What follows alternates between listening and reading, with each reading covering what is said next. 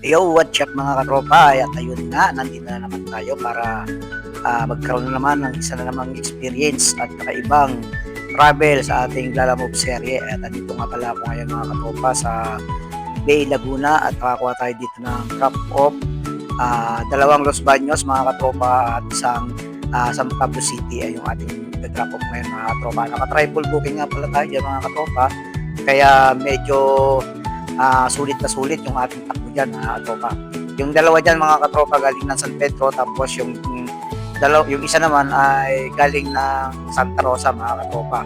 At ito ay ano lang mga katropa, karton lang yung i-deliver na drop off natin sa San Pablo City, at yung dalawa mga katropa ay dito lang sa Los Baños galing ng Binyan. Ayan na mga katropa, at dahil nga sa medyo mainit ang panahon, nagpahinga muna tayo dito sa may Laguna, at para maipakita ko sa inyo yung ganda ng lugar dito sa Bay, talaga namang kasi sobrang ganda. Kahit medyo mainit ang panahon, malamig ang simoy ng hangin. Kaya pansinin ng mga katropa, yung dala ko dyan karton lang, napakaliit lang, napakagaan lang yan. Tapos yung dalawa mga katropa, yung dala ko dyan, isang pagkain at saka isa namang susi ng sasakyan.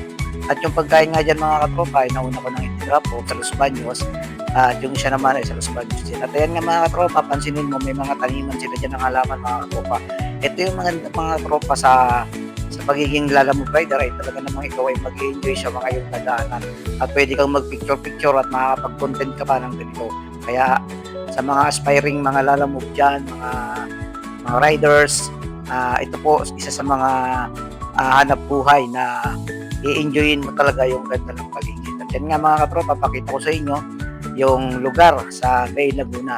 Actually mga katropa, almost 20 kilometers lang yan tatakbuhin ko papunta doon sa drop-off niyang last booking ko papunta sa San Pablo City. Kaya mga katropa, mapakalapit na lang yan. Ayan, tingnan mo mabuti mga katropa kayo, nakarating na ba kayo sa lugar na yan? Meron na akong mga subscribers sa lugar na yan, San Pablo City. Paki-comment down na lang po sa aking video. At maraming salamat po sa inyong patuloy na suporta. Hanggang dito na lang. God bless you all. Peace out.